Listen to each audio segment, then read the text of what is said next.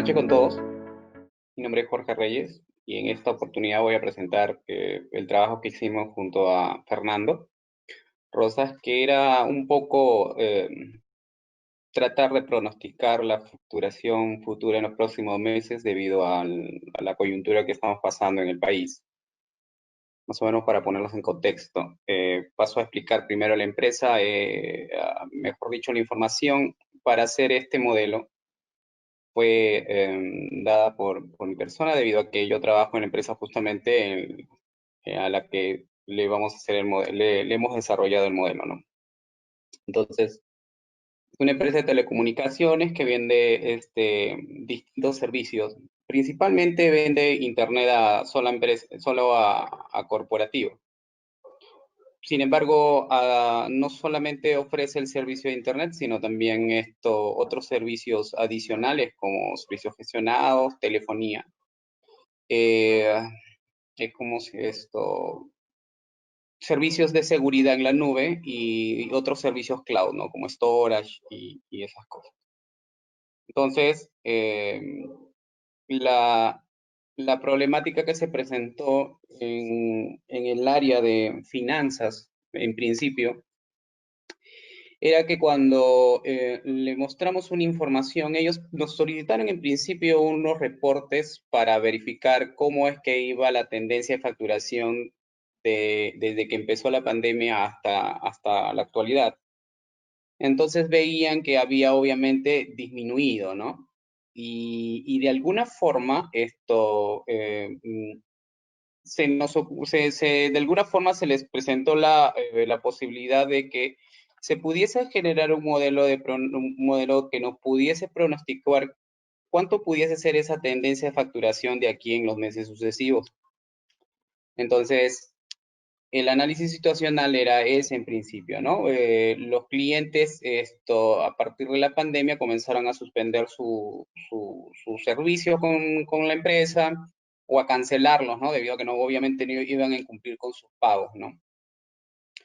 Entonces, eso creó un problema, ¿no? Comenzó a decrecer la facturación. Ahora, a partir de este análisis de lo que el modelo al final nos pudiese ofrecer, pudiésemos tener objetivos como de repente quizás los clientes que nosotros todavía mantienen servicio con nosotros, contrato con nosotros, pudiésemos fidelizarlos o de alguna manera para los nuevos clientes que quisiéramos tener como prospectos, crear nuevas campañas o como para captar a la nueva clientela. Sin embargo, esto todavía está en esa situación a partir de los resultados que nos fuese a dar el modelo, ¿no?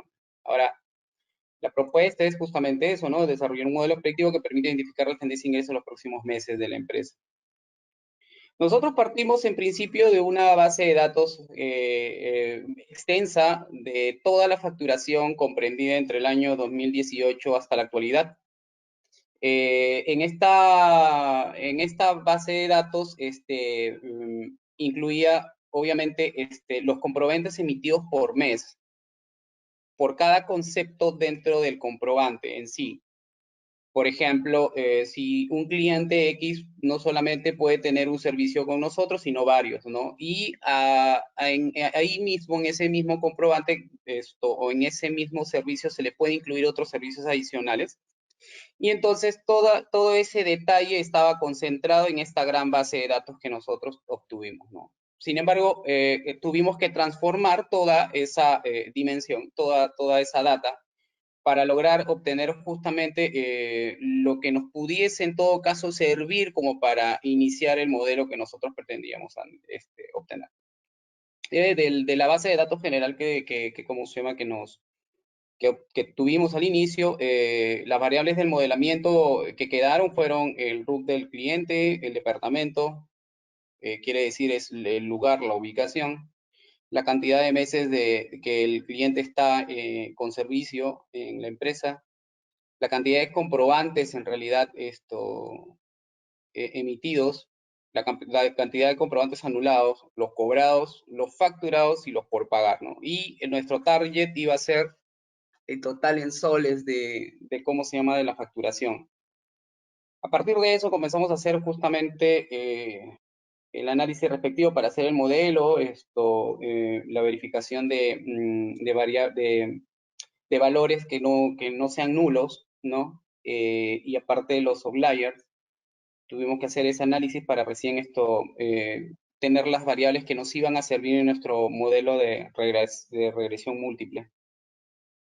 Que quedaron al final con cantidad de meses, cantidad de comprobantes facturados, cantidad de comprobantes cobrados, cantidad de comprobantes en total y los anulados y nuestro target que era en soles, ¿no? Por acá se ve una imagen de más o menos el diagrama de cajas que más o menos nos indicaba que eh, nuestro target era el único que tenía un pico o o sea, la variabilidad era distinta debido a que efectivamente no hay clientes que facturan más en la empresa, ¿no?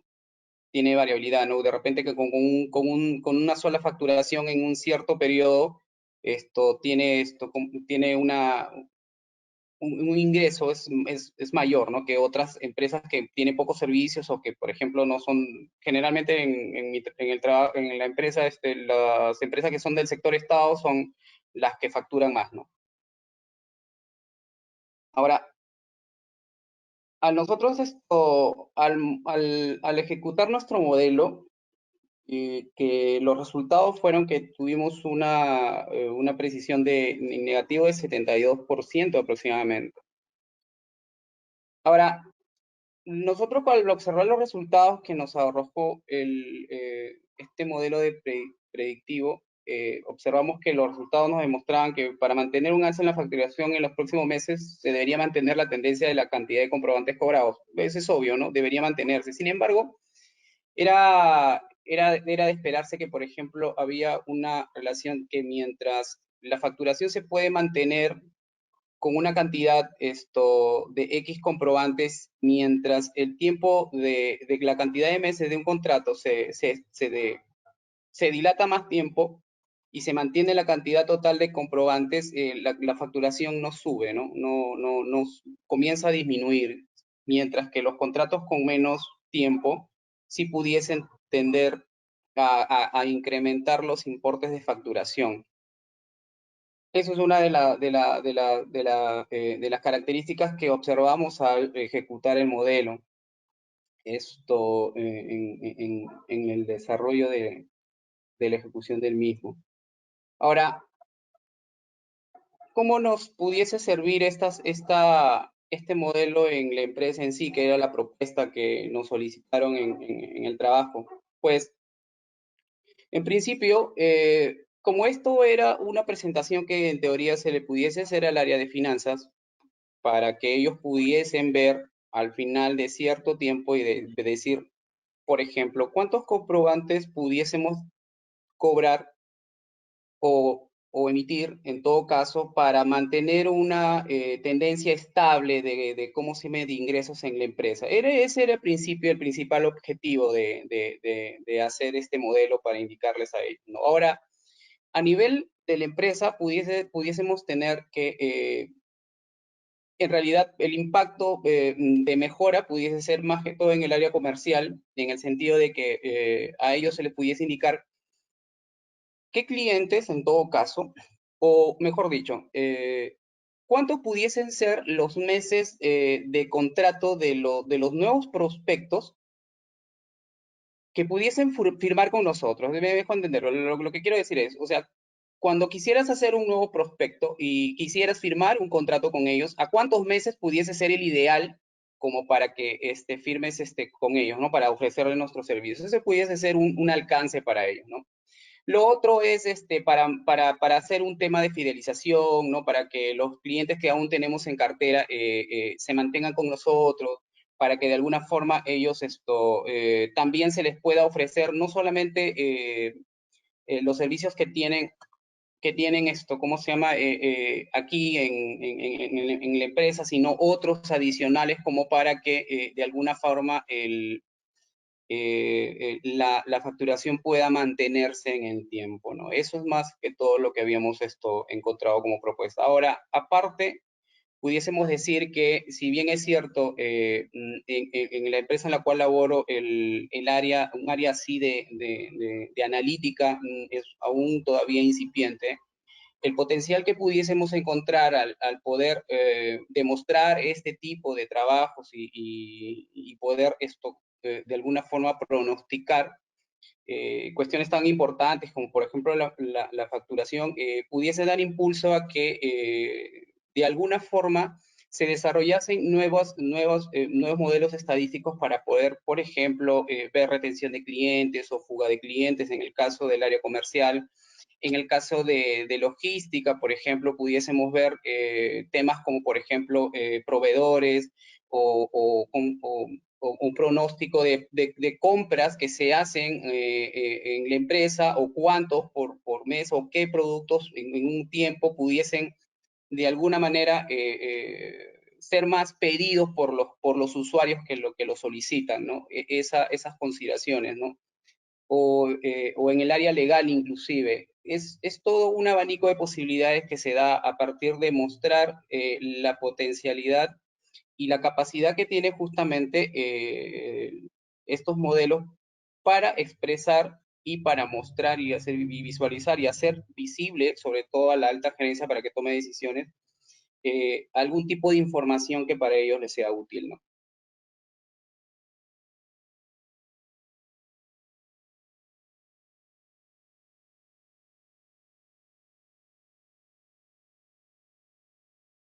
Muy bien, muy bien.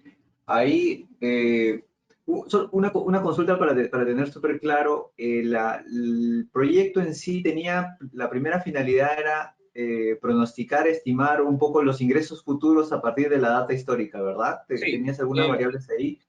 Claro, sí. y la propuesta va desde elaborar algunos escenarios con este pronóstico y demostrar también ante el comité que existe oportunidad en utilizar los datos, ¿no? Para tomar algunas otras decisiones como pueden ser manejos de stock, estimaciones de la demanda. Ya, interesante. Una consulta, y con esta consulta le cedo el paso al profesor Raúl.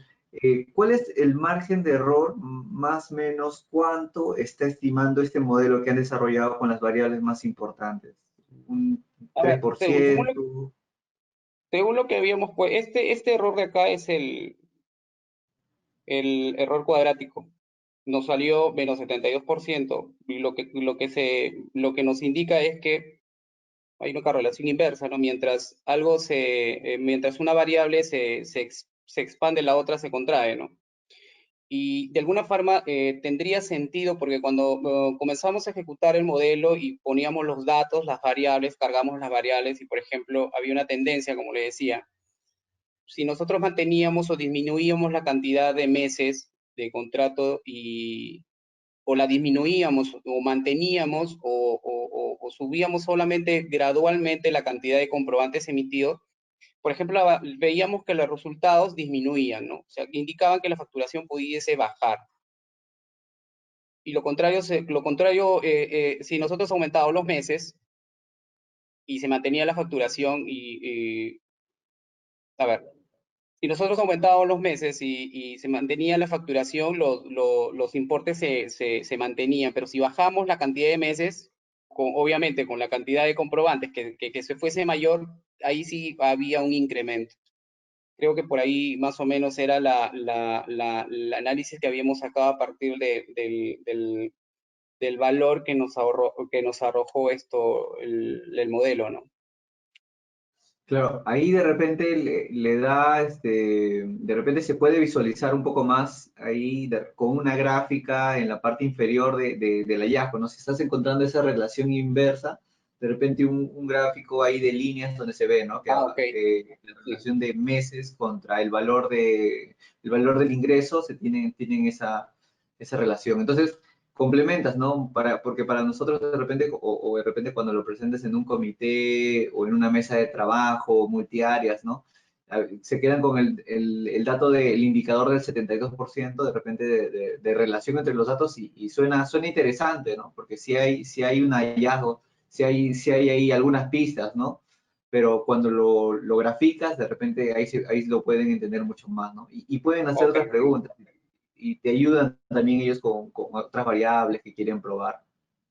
sí, Me sí. parece interesante. Sí, sí, adelante, adelante, no quise Sí, cortar.